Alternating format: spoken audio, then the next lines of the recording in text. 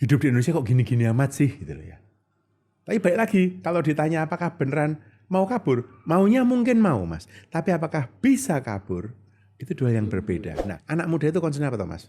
Yang sekarang ini Mas? Kepastian kerja nomor 1. Anda tanya anak muda manapun juga Mas, jawaban nomor 1 adalah, saya bisa kerja nggak? Menurut saya, ini saja sudah membuat mereka merasa mulai, kok begini ya hidup? Masuk ke sini, mau jadi warga negara saya. Selama kamu terpelajar, kamu high skill, masuklah ke sini jadi warga negara. Itu real Mas. Bagaimana anak-anak muda ini tidak puas dengan kondisi hidup. Dan yang menjadi dasar dari kondisi hidup yang seperti sekarang ini adalah kinerja pemerintah. Maka sebenarnya ada ironi.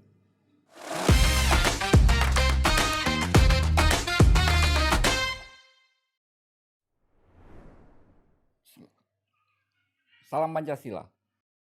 Kawan, ketemu lagi dengan saya Winarko Ngantiwani di Ruang Dialektika. Kali ini kami mengundang seorang narasumber yang rasanya sudah lama sekali ingin kami hadirkan, tapi karena berbagai macam hal gitu ya, baru sekarang berkesempatan untuk hadir di Ruang Dialektika ini. Kita akan meminta pandangan beliau tentang salah satu isu yang minggu kemarin rasanya masih sangat ramai dan mungkin sampai sekarang juga masih sangat relevan karena itu memang belum terselesaikan dalam pengertian akar masalahnya, yaitu gerakan anak-anak muda kita yang pinter-pinter, yang punya kesempatan itu pada pengen ke luar negeri, gerakan kabur aja dulu. Kenapa itu bisa terjadi? Dan sebenarnya apa sih yang bisa diharapkan dari negara untuk kemudian mengatasi berbagai macam kegalauan atau kekhawatiran generasi muda kita yang prospek itu, sehingga tidak sampai menimbulkan brain drain. Nanti kita akan bahas sampai tuntas dengan beliau.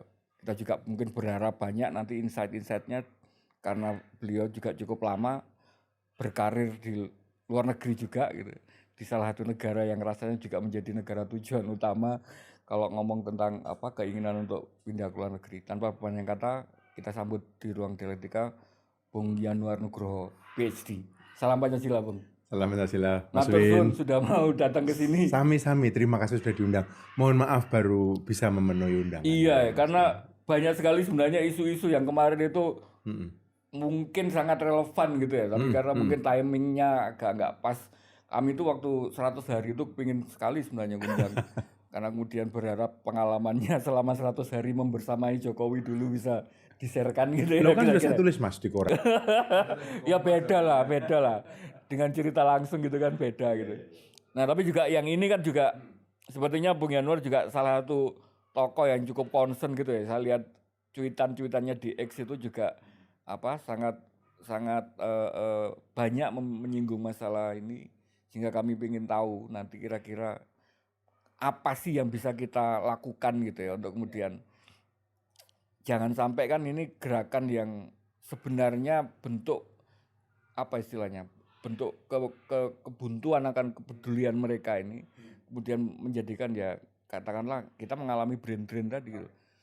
Oke, kita mulai dengan menurut Bung Yanuar secara umum apa sih yang paling dikhawatirkan oleh anak-anak muda kita sekarang ini dengan terhadap kondisi kita hari ini?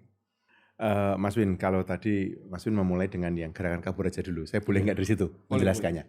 Jadi begini, kalau saya pribadi melihat kabur aja dulu ini sebagai sebuah sikap gitu ya Mas ya, sikap kalau saya boleh bilang malah sikap politik anak-anak muda menanggapi kondisi sekarang, dan ini sifatnya adalah sentimen gitu kan.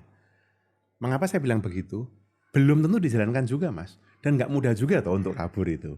Tetapi dengan ungkapan kabur aja dulu, ini menunjukkan adanya ketidakpuasan pada situasi di negara kita sendiri. Dan situasinya macam-macam, tetapi ujungnya adalah kondisi hidup. Sama teman sendiri sudah merasa tidak aman, nyari pekerjaan susah, ekonominya kok gini-gini amat, politiknya begitu, dulu pemilu memilih pemimpinnya, oh kok ternyata pemimpinnya seperti ini. Jadi numpuk itu Mas. Ini agak berbeda dengan fenomena brain drain yang tadi Mas Win sampaikan ya kan. Karena kalau brain drain itu Mas, itu ada indikasi gitu ya. Pertama besar-besaran Mas. Oke. Besar-besaran. Ribuan gitu. Ayo keluar gitu kan.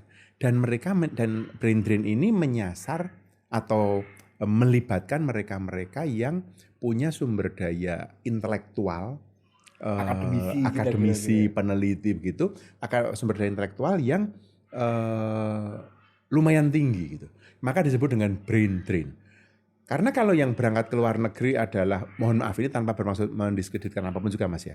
Tapi misalnya pekerja kelas rendah gitu ya Mas ya. Misalnya buruh migran atau saya tidak mengatakan sekali lagi, saya tidak bermaksud apapun begini. Tetapi itu tidak bisa dikatakan sebagai brain drain Mas. Ya kan? Nah, sebenarnya kalau kita mau gali lebih dalam lagi ya, motivasi orang bekerja di luar negeri atau pindah luar negeri itu apa toh? Menurut saya, hal pertama adalah dorongan soal ekonomi Mas. Mencari penghidupan yang lebih baik. Ini berlaku dimanapun. Kemungkinan kedua adalah soal politik, keamanan diri. Bukan politik pemerintahan ya, tapi misalnya negara yang sedang dilanda perang gitu. Timur Tengah dulu, Sudan, kayak gitu-gitu. Nah, refugee crisis. Ya, gitu. Jadi ini adalah dua faktor yang membuat orang kemudian mencari hidup yang lebih baik di luar negeri. Nah, apakah ini bisa disebut brain drain atau tidak tergantung indikator tadi, besar-besaran atau tidak, sektor profesional, sektor akademik atau sektor intelektual atau bukan. Nah, balik ke kabur aja dulu. Benar Mas, ini muncul di kalangan anak-anak muda kita ya. Dan anak-anak muda yang kritis itu ya, mau mempertanyakan ya kan, mau mempertanyakan. Dan sentimen ini menjadi gede ini Mas, bukan karena banyak yang kabur loh Mas, tapi karena banyak diomongkan. Kekuatan sosial media, diomongkan di podcast, diomongkan di Instagram, diomongkan di TikTok, banyak orang bikin konten. Ya udahlah, Mas Win pernah nggak melihat ada meme itu, yang anak di peluk bapaknya itu terus tulisan kan, ayah mengapa aku dilahirkan WNI, ingat nggak Mas ya kan? Nah itu misalnya, itu adalah ungkapan-ungkapan anak muda kita untuk bilang bahwa hidup di Indonesia kok gini-gini amat sih gitu loh ya. Tapi baik lagi, kalau ditanya apakah beneran mau kabur, maunya mungkin mau Mas. Tapi apakah bisa kabur, itu dua yang berbeda. Nah, tapi mestinya pemerintah menganggap ini serius loh harusnya. Bahwa sentimen anak-anak muda yang sempat terungkap dalam hashtag kabur aja dulu dan menjadi viral, menjadi besar ini, sebenarnya menggambarkan bagaimana anak-anak muda ini tidak puas dengan kondisi hidup. Dan yang menjadi dasar dari kondisi hidup yang seperti sekarang ini adalah kinerja pemerintah. Maka sebenarnya ada ironi. Kalau benar kepuasan kepada pemerintah kemarin 80,9% misalnya ya. Ini saya mohon maaf Mas Win, ini bukan mau mengunjul ke politik bukan. Tapi ini saya sebagai seorang sosiolog gitu ya. Saya melihat fenomena ini gitu kan. Saya nggak masalah, Nggak masalah ya? karena Oke. itu seharusnya bagian dari itu. penjelasan Nah, tadi kan ya.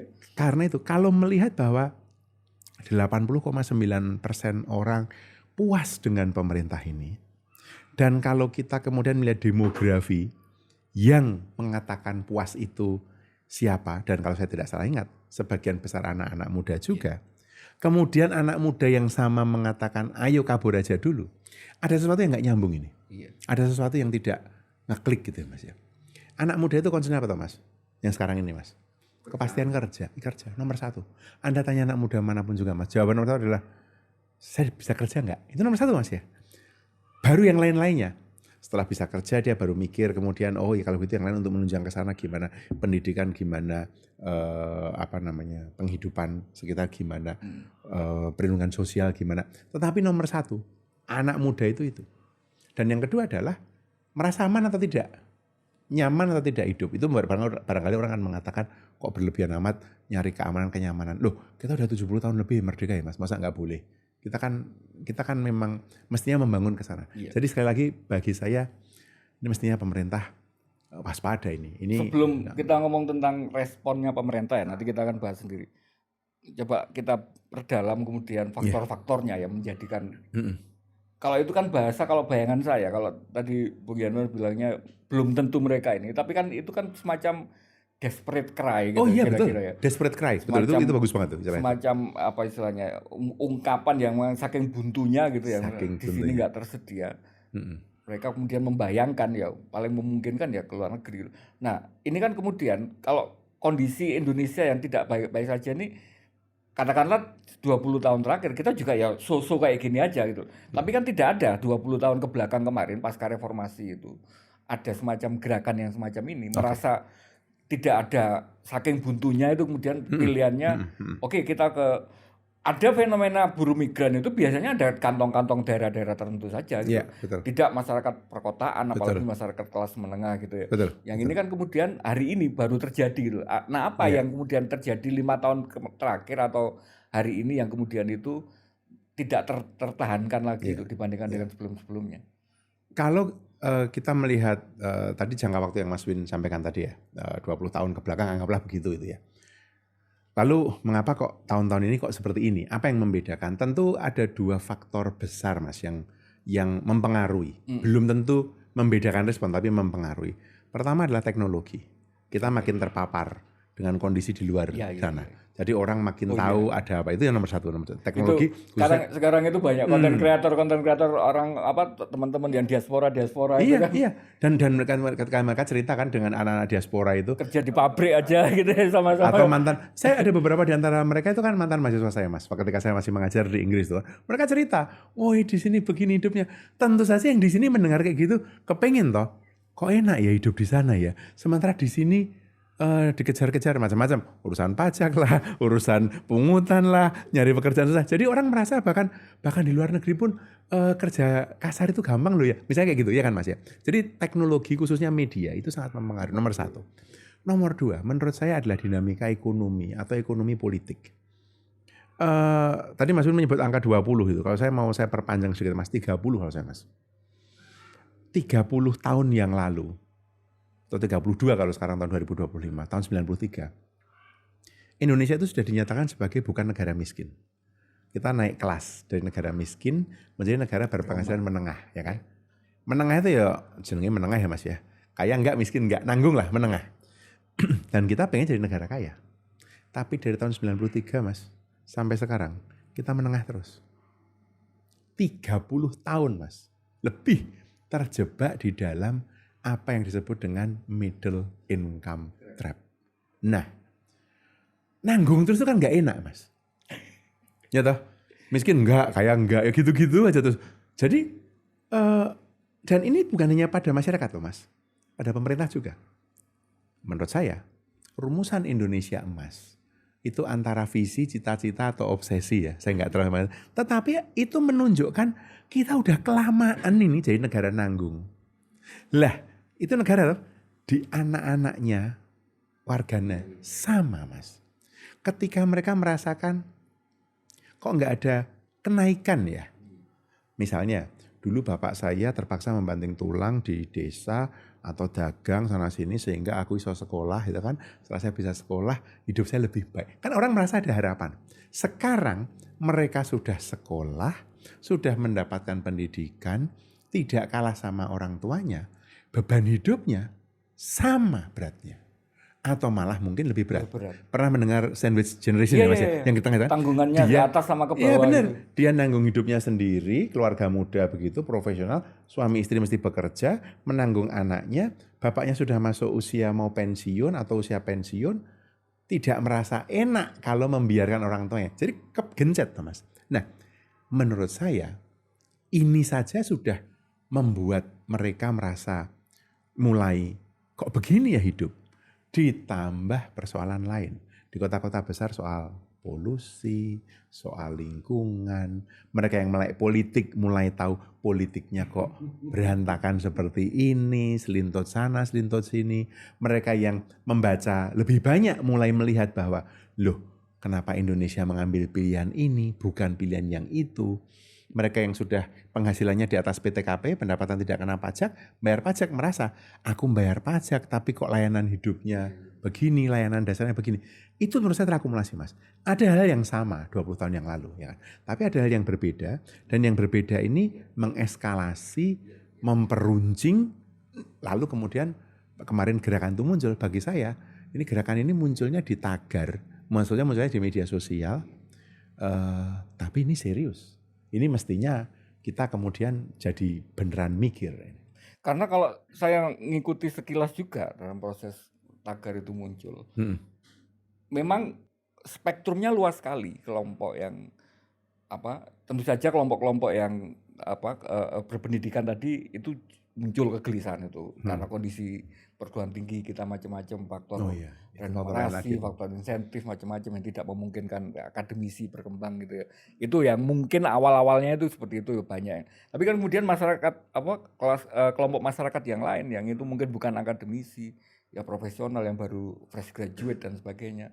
Ngelihat contoh-contoh diaspora tadi yang mungkin merasa berhasil dengan tingkat pendidikan yang sama, itu kan kemudian menimbulkan kayak semacam harapan untuk kemudian kalau mereka bisa ya kenapa saya nggak bisa gitu.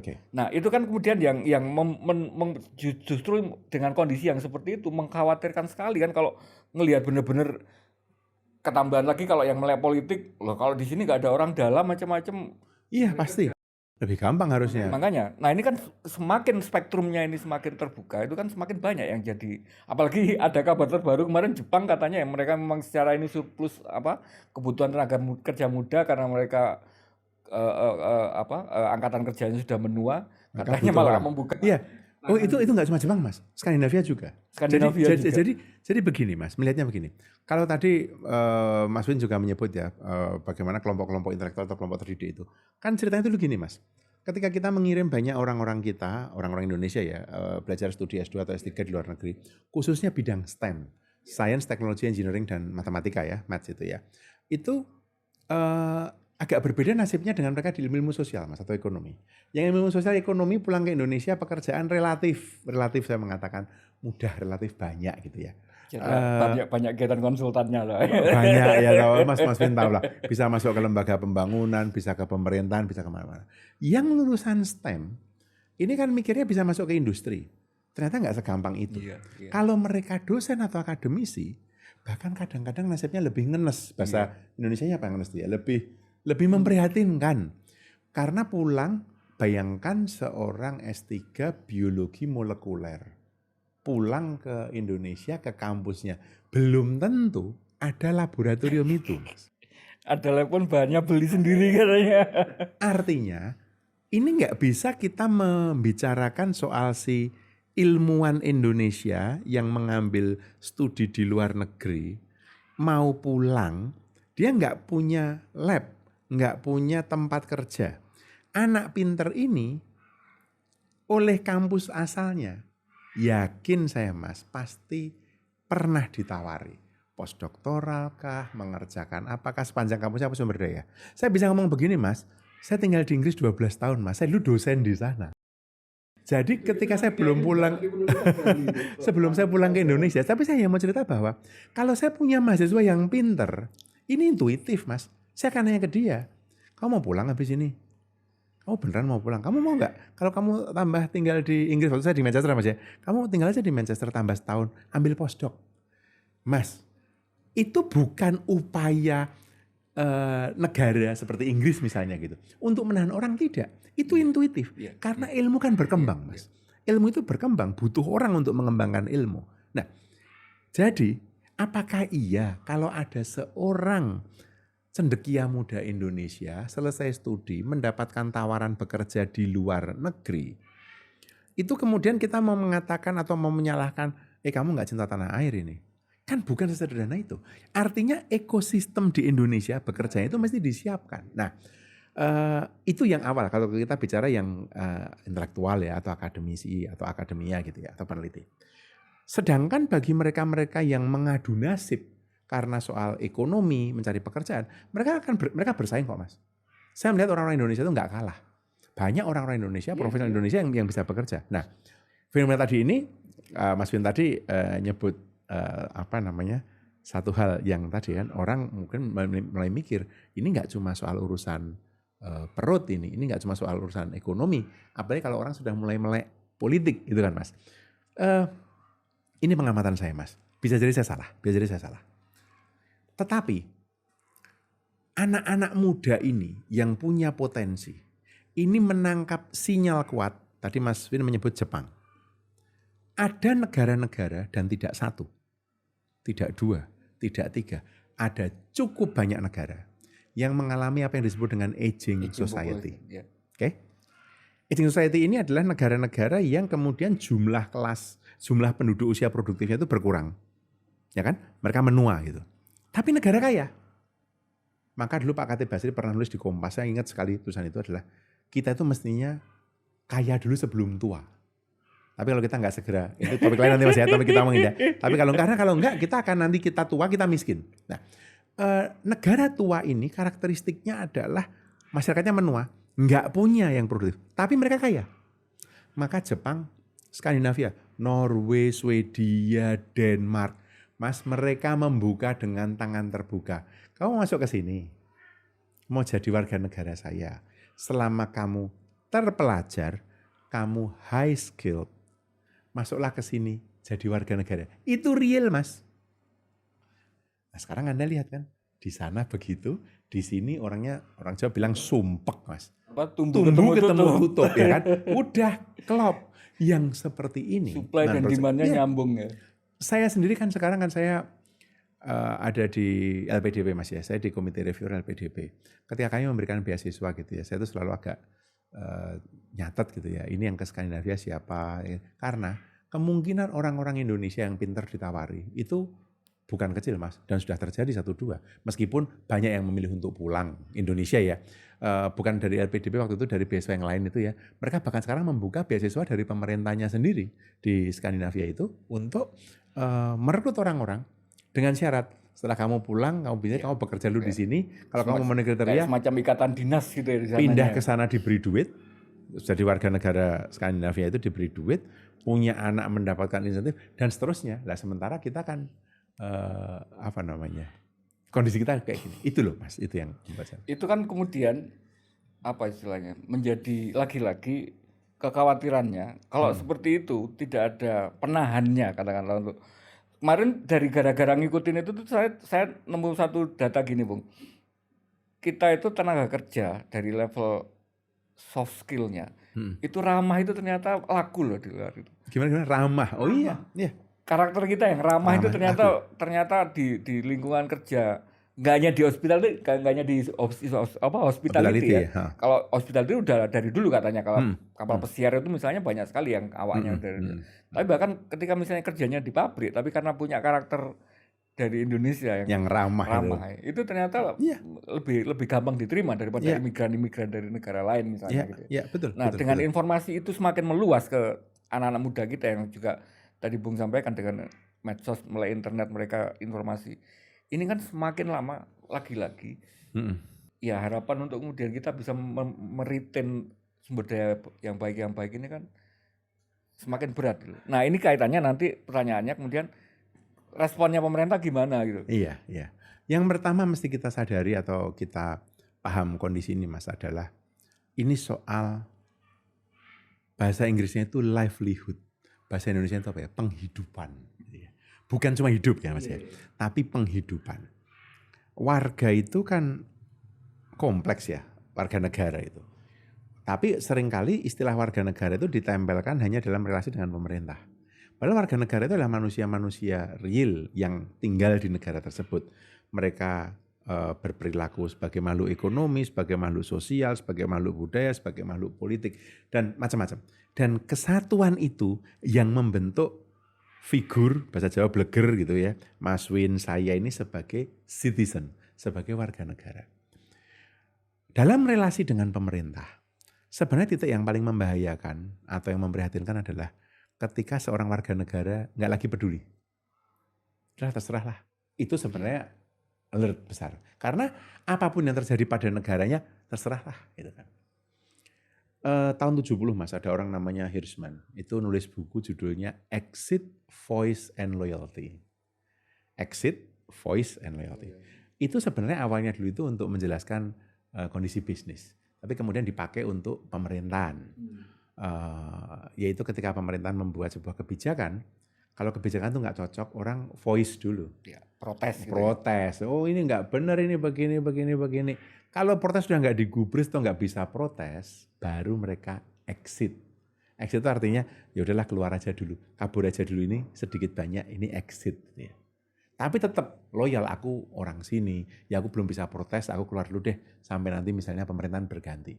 Tetapi kalau kondisinya lama ternyata nggak ada tanda-tanda membaik, maka loyalty-nya hilang. Ini 3 tahap ini.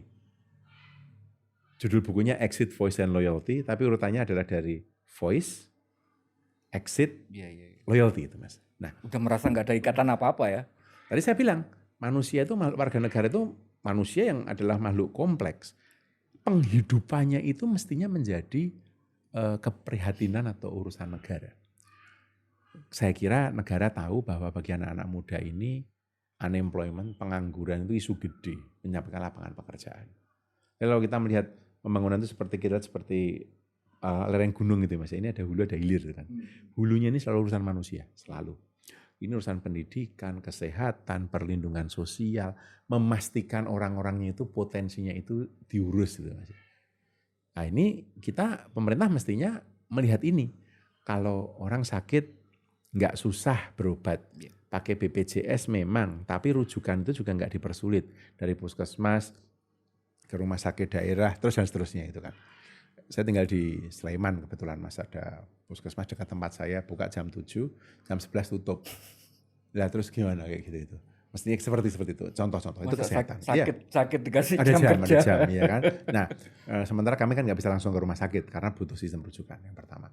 Yang kedua pendidikan. Pendidikan mestinya tentu kalau swasta ya wajar ya, kalau namanya swasta bayar. Tapi pendidikan yang diselenggarakan oleh negara mestinya gratis di semua tingkatan. Mungkin di Skandinavia itu seperti itu Mas, tidaknya sampai dengan K12. Terus perlindungan sosial, jadi penghidupan di sana itu di level hulu. Kemudian kalau kita melihat kemudian di hilir di sini, ketika orang bicara industri, bicara inovasi, pendidikan tinggi, kan maju-maju semua Mas. Orang merasa iya ya, peneliti bisa berkarya ya. Saya masih ingat persis Mas, tahun 2021 ketika BRIN didirikan, lembaga kita satu yang paling bagus, yang dunia sudah sangat mengenal, malah dibubarkan. Eijkman Mas. Itu kalau saya sebagai akademisi, sebagai peneliti, meskipun saya bukan peneliti eksak ya, itu ditangisi itu Mas. Ini masterpiece kita, ini lembaga kita yang sehebat itu. Bahkan kebanggaan sejarahnya ada. Bahkan kebanggaan sejarahnya itu Mas. Nah, itu yang di hilir. Di antara hulu dan hilir, ini ada soal tata kelolanya kan Mas. Tata kelola. Soal korupsi, good governance, keterbukaan, transparansi. Jadi, kalau kita lihat Mas, hulunya kita kok nggak serius ya. Saya tidak mengatakan makan bergizi gratis tidak penting. Saya tidak mengatakan itu tidak penting. Tapi mestinya kita ngerti bahwa yang kita butuhkan itu sekarang adalah pendidikan yang berkualitas untuk semua. Yang kita butuhkan, kita mesti memastikan setiap desa itu ada nakes, ada vaskes. Nggak usah puskesmas, tapi vaskes. Pustu boleh, dokter boleh gitu. Mesti itu ada. Jadi vaskes, nakes di setiap desa. Pendidikan gratis. Itu kan yang kita butuhkan. Saya tidak mengatakan sekali lagi makan bergizi gratis tidak penting. Tetapi ketika kita berhadapan dengan urusan itu di hulu. Kita ngerti tengahnya tadi, korupsinya merajalela kayak gitu, nggak ada good governance, kemudian konflik kepentingan, akibatnya kinerja ekonomi 5% Mas. 8% itu Mas menurut saya. Baru kita tapping ini, baru kemarin kan rame. Bensin yang dulunya itu rame untuk kemudian harusnya bensin subsidi itu masyarakat harus beli Pertamax gitu. Ternyata Pertamaxnya dioplos gitu kan, jadi kerugian negara 193 triliun. Yang kayak gitu itu kan semakin memperparah gitu kepercayaan publik. Kalau saya boleh nyala sedikit Mas yang bagian ini Mas ya. Kalau saya boleh merumuskan tantangan yang dihadapi pemerintahan kita sekarang ini. Ada 4 perkara besar. 1, apa yang disebut dengan lemahnya penegakan hukum. Ini kita ini lemah penegakan hukum. 2, konflik kepentingan. Masif banget Mas. Yang banyak teman-teman aktivis menyebut dengan oligarki itu kan konflik kepentingan sebenarnya kan. Pengusahanya punya jadi penguasa atau jadi pembuat kebijakan, yang buat kebijakan punya itu. Yang ketiga adalah jeleknya tata kelola. Nggak ada istilah good governance, Mas. Semua dilanggar, semua diterjang. Kalau tadi soal konflik kepentingan tadi itu mulai bahkan dari dinasti politik sampai dengan semua kepentingan tapi yang ketiga tadi ini yang saya bilang dengan bad governance ini adalah udah semua prinsip tata kelola yang baik itu diterjang, Mas. Membuat kebijakan sendiri, mengimplementasikan sendiri, nyari duit sendiri, nggak ada kontrol kayak gitu-gitu. Dan yang keempat, akibatnya meskipun ini belum muncul atau baru dirasakan sedikit-sedikit dan kabur aja dulu, bagi saya itu menjadi indikasi adalah publik mulai mempertanyakan kepercayaannya pada pemerintah. Itu yang saya khawatir, itu aja. Saya tadi nyela sedikit tadi Mas Win bilang itu. Enggak, itu meng-highlight benar bahwa kemudian PR-nya memang nggak sederhana gitu untuk menyelesaikan. Karena kemudian jangankan mencoba mengedres itu ya untuk mulai mengatasi kekhawatiran atau akan kebuntuan. Bahkan sense untuk menghormati ini sebagai suara yang yang genuine aja kan itu nggak ada dari pemerintah. Bahkan kemarin wakil menterinya sendiri, bahkan wakil menteri tenaga kerja yang harusnya itu memang tupoksinya itu untuk memikirkan masalah ini gitu, membuat pernyataan yang sebodoh itu. Iya, saya menyayangkan itu ketika beliau mengatakan bahwa nggak usah pulang, kabur aja gitu kabur kan. itu nggak usah pulang. Itu kan kalau pakai teorinya Irisman tadi langsung mendorong ke loyalty keputus ya, tadi sudah, kan. Iya. Padahal menterinya enggak loh ya. Menterinya kan mencoba menangani kan, menteri nakarnya. Ya, cuman kan kalau kita ngelihat pemerintah kan nggak bisa dipisah-pisah gitu. Iya, benar. Betul. Dan itu menyakiti hati, Mas. Jadi kan saya masih ingat saya melihat di Twitter dan di TikTok gitu kan, itu banyak sekali yang tersakiti sebenarnya hatinya dengan ungkapan. Ya kalau saya membayangkan misalnya di posisi anak-anak muda sekarang ya sudah ada niatan untuk gitu, dikomentari kayak gitu ya langsung berangkat. Betul Mas. Nah, kita sekarang coba ngasih kontribusi, Bung. Ya. Kita sudah membaca, ya. Menganalisa penyebabnya macam-macam. Saya membayangkan kontribusinya ada dua membayangkan. Pertama, kita mungkin bisa memberi ini saya berharap Bung Yanuar bisa ngasih banyak insight gitu. Apa sih seharusnya yang bisa disiapkan kalau memang beneran itu kita tidak bisa dihindari, misalnya anak-anak muda kita mau keluar baik yang level akademisi maupun yang tenaga profesional gitu. Apa yang harusnya mereka persiapkan sehingga ya bisa thriving lah, nggak hanya sekedar keluar itu struggle atau survival gitu ya. Misalnya nanti dipakai Bung Yanuar bisa cerita kalau standar kayak Inggris itu misalnya seperti apa gitu, pengalaman selama 12 tahun berkarir di sana, di akademik di sana.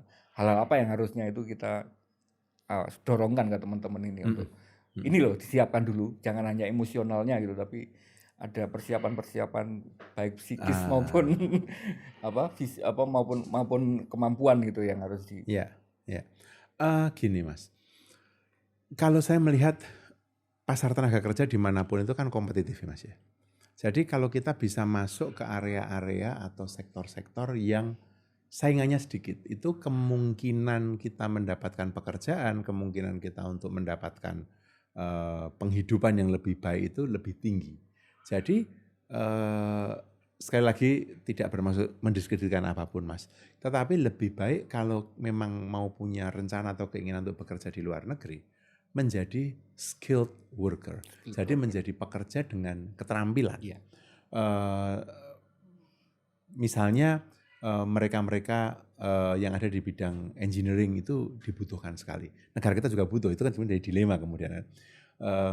Kemudian peneliti gitu, kemudian akademisi area itu atau tenaga-tenaga profesional cukup banyak kok Mas yang bekerja misalnya menjadi profesional di bidang IT di Indonesia kemudian pindah ke luar negeri atau banyak sekali. Bahkan kerjanya remote dari sini itu bisa.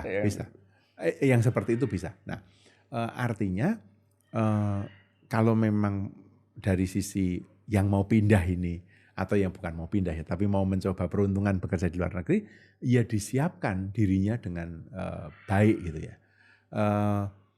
Saya kira kalau untuk pekerja migran, pemerintah itu kan sudah menyiapkan banyak Mas. Saya masih ingat waktu saya dulu masih menjabat sebagai deputi kepala staf zaman Pak Jokowi periode pertama, kita kan tahu masih ada kantong-kantong PMI ya, pekerja migran kan. Dan bekerja banyak kok Mas dengan teman-teman dari SMK menyiapkan mereka di pendidikan vokasi sehingga mereka bisa ketika bekerja itu misalnya disesuaikan bahasa, kemudian skill menggunakan komputer, kemudian apa namanya? Tadi Mas Wil nyebut mesem, tersenyum aja atau ramah saja itu sudah jadi itu dia diajari. Saya ingat kok, saya datang ke beberapa kantong-kantong PMI di mana pemerintah menyiapkan itu. Itu untuk pekerja migran kita yang pekerja kalau saya boleh bilang pekerja tadi misalnya sebagai apa namanya yang membantu merawat orang kayak nursing di rumah orang Jawa home care di Jepang ada banyak atau ada yang bekerja di sektor hospitality atau macam-macam. Nah, ini belum atau tidak atau mungkin dipandang belum perlu atau dipandang bisa dikerjakan sendiri untuk level yang profesional. Karena level profesional mereka menganggapnya pasti ya kamu kan bisa sekolah sendiri, kamu mendapatkan kemampuan sendiri. Kalau yang di situ mungkin lebih banyak memang harus self drive ya Mas ya. Self drive itu artinya dirinya sendiri yang harus mesti mendorong. Kalau memang diniati misalnya saya kepengen bekerja atau saya pengen pindah ke Kanada misalnya gitu. Ya orang mesti harus memahami dulu negara tujuan yang dia mau datang ke sana, saya mau bekerja di Kanada itu yang dibutuhkan apa, skill saya ada atau tidak. Tapi sekarang dengan kondisi sekarang Mas, teknologi itu gampang banget Mas. Mas Win tinggal Google atau bahkan pakai AI untuk tanya sekarang pasar tenaga kerja, bursa tenaga kerja, job market apa yang paling banyak available, se-Inggris gitu, langsung keluar Mas, butuhnya seperti apa kayak gitu. Nah, bahkan kualifikasinya apa ada, sertifikat apa gitu. Maka yang tadi saya sebut dengan self drive tadi adalah ketika si anak-anak muda ini yang kepingin mengadu peruntungan di luar itu menyiapkan dirinya sendiri gitu Mas untuk itu. Jadi artinya di sisi itu saya tidak terlalu khawatir ya Mas ya. Saya tadi sempat deg-degan kalau Mas Win mikirnya nanyanya terus sisi yang lain malahan. Kalau gitu pemerintah mesti apa untuk mencegah itu kan? Ya itu pertanyaan itu akan jauh lebih membutuhkan pemikiran mendalam. Iya, karena saya nggak membayangkan ada jawaban instan. Kalaupun ada jawaban instan itu kita hanya bisa teriak-teriak aja ketika hal-hal yang paling besar sekalipun. 4 hal tadi kan besar semua. Itu aja nggak teradres dengan baik gitu. Apalagi kalau menurut saya begini Mas. Saya tidak mengatakan nggak ada jalan keluar ya Mas. Ada jalan keluar. Tapi benar Mas kata Mas Win ini pasti jangka panjang. Kedua itu butuh kesadaran kolektif di sisi pemerintah ya. Bahwa masalah ini masalah yang sekarang belum meledak. Belum. Tetapi kalau dibiarkan ini akan terakumulasi dan akan menjadi persoalan besar. Karena kita itu membutuhkan kelas produktif ini. Kita membutuhkan kelas menengah yang pinter ini untuk kita bukan hanya menahan agar nggak keluar negeri. Kalau benar keluar negeri pun kalau saya melihatnya Mas, nasionalisme itu nggak sesempit itu. Tetapi intinya, apakah kita sendiri bisa menciptakan satu workforce ya, angkatan kerja kelas menengah yang kita butuhkan. Di dalam, ini kalau saya nyebut waktu Mas ya, 20 paling lama 25 tahun ke depan. Ini adalah puncak bonus demografi kita. Setelah itu nurun. Jadi tadi tua tapi ekonominya nggak baik tadi kan jadinya kan. Kalau analogi personal kan gitu kan. Tua nggak cepet-cepet kaya tapi udah keburu tua itu kan repot. Nah, karena itu yang saya bayangkan sebenarnya Mas adalah anak-anak muda ini mesti mendapat ruang untuk berkarya.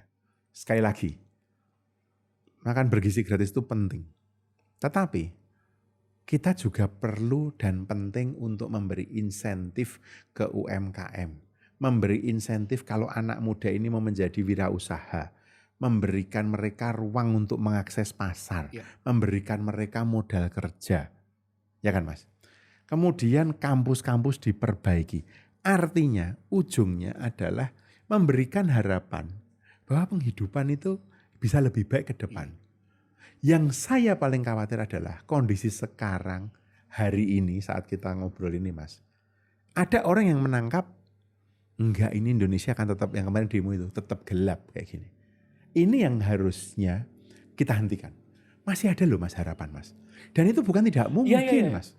Kalau itu pastilah. Kalau kita nggak mungkin sebagai bangsa itu langsung mengambil sebuah sikap bahwa ini udah nggak ada ini sama sekali gitu. Tapi bahwa itu sebagai ekspresi apa yang dilakukan pemerintah itu nggak cukup, menurut saya tetap diperlukan gitu loh. Sebagai pengingat. yang saya khawatirkan tuh simple Bung ini dengan fenomena medsos lagi-lagi ya.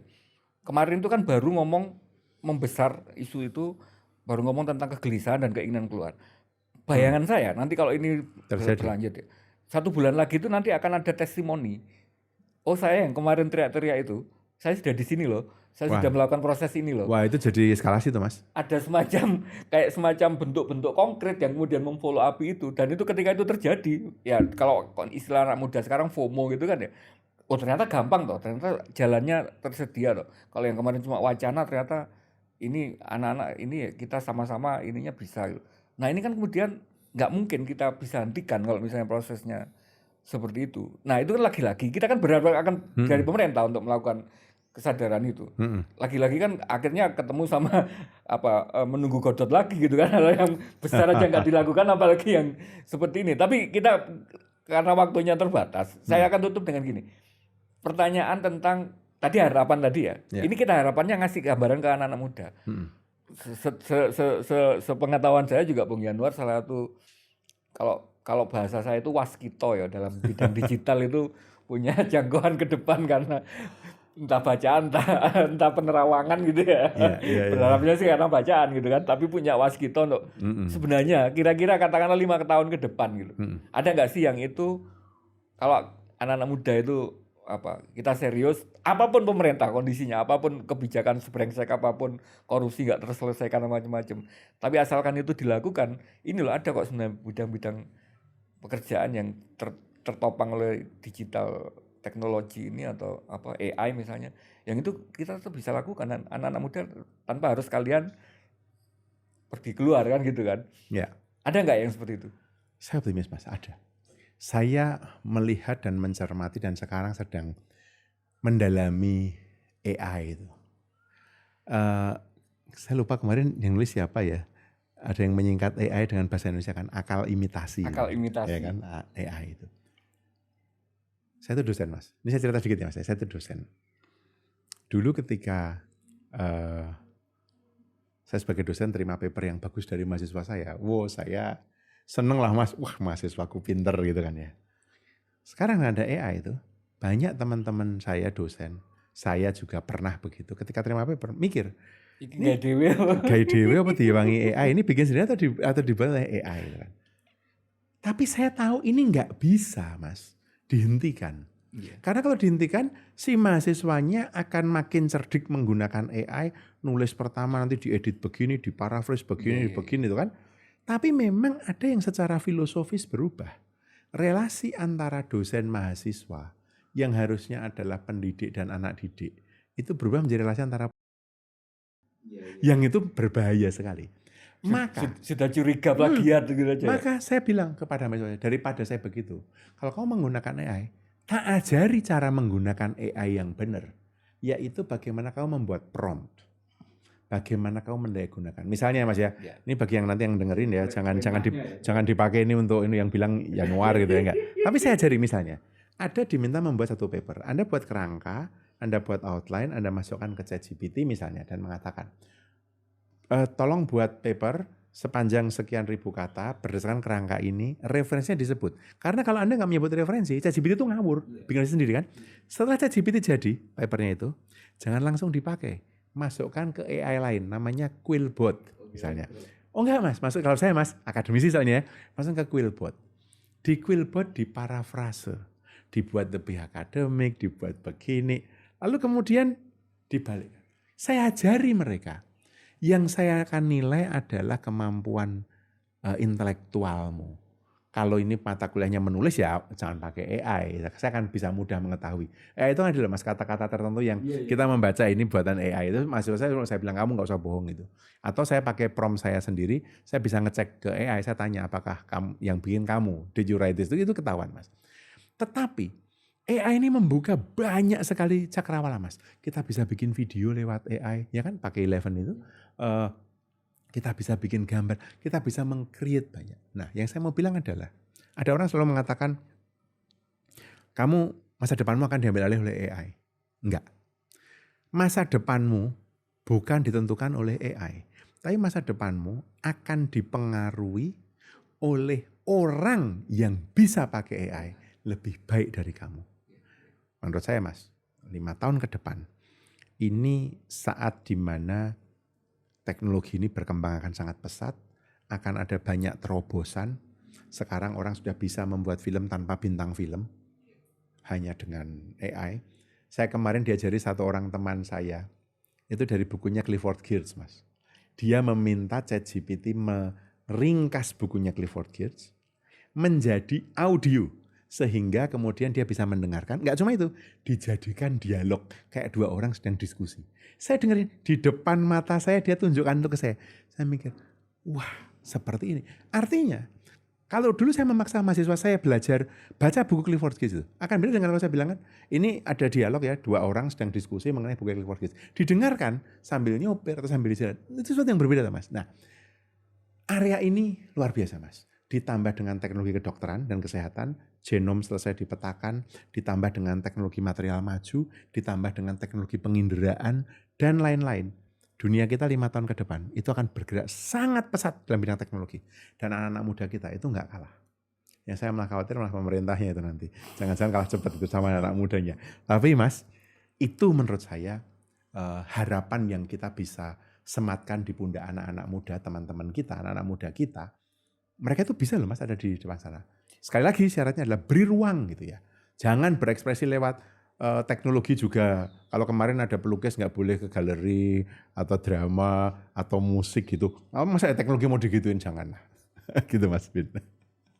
Rasanya memang selalu membawa nada positif sekali kalau mengundang Bung Yanuar ini. Di mana-mana selalu bisa mendapatkan light in the end of the tunnel gitu ya. Meskipun suasananya memendungnya. Ya mendung memang Mas, tapi selalu ada silver lining kan Mas. Tapi saya sepakat itu. Memang digital literasi, AI literasi itu memang AI literasi. rasanya itu memang dan itu saya percaya bahwa generasi yang lahir alpha X alpha itu mereka jauh lebih lebih reseptif untuk kemudian kemajuan teknologi itu dibandingkan dengan generasi dan kita. kalau kita mau ke Indonesia emas Mas ya. Saya sendiri tidak terlalu convince dengan gagasan itu. Kalau saya ditanya ke situ Mas, tumbuh 8% itu bukan sesuatu yang realistis saat ini menurut saya. Tetapi apakah kita bisa tumbuh? Bisa. Apakah ada sektor yang bisa kita fokuskan? Bisa. Ini salah satunya Mas. Bagaimana kita mengkombinasikan, bayangkan Mas, UMKM dengan teknologi itu dikawinkannya lewat AI. Dan negara ini mesti punya ke sana itu Mas. Tapi memang infrastruktur teknologi mesti dibenahi lebih baik. Kedua, regulasi. Perlindungan data pribadi. Kita sudah punya undang-undang PDB, tapi kan belum selesai aturan-aturannya. Segera diberesi Mas. Kita fokus saja ke sini, growth terjadi. Nggak usah kenceng-kenceng growth-nya. Pelan-pelan, tetapi inklusif, sustainable kalau saya itu. Sepakat. Karena kalau rasanya yang strategi yang dibawakan pemerintah itu kan rasanya pertumbuhan itu kan jadinya ketika tidak inklusif ya tetap aja akhirnya tumbuh tinggi tapi nggak inklusif itu berbahaya loh Mas. Keseimbangan ketimpangannya sangat besar gitu. Oke, Bung Yanuar, terima kasih banyak. Mas Ben, mudah-mudahan ini sedikit banyak menjadi istilahnya sedikit penawar gitu ya untuk kegalauan teman-teman muda yang mau kabur aja dulu. Ternyata kalau mau ini nggak suram-suram amat kok. Nggak suram-suram amat. Nggak suram-suram amat. Harapan selalu ada. Harapan selalu ada. Kayak judul sinetron jadi. Oke, matur suwun, sampai ketemu di ruang dialektika berikutnya. Salam aja. Terima kasih. Salam aja sudah. Thank you. Matur nuwun. Asik.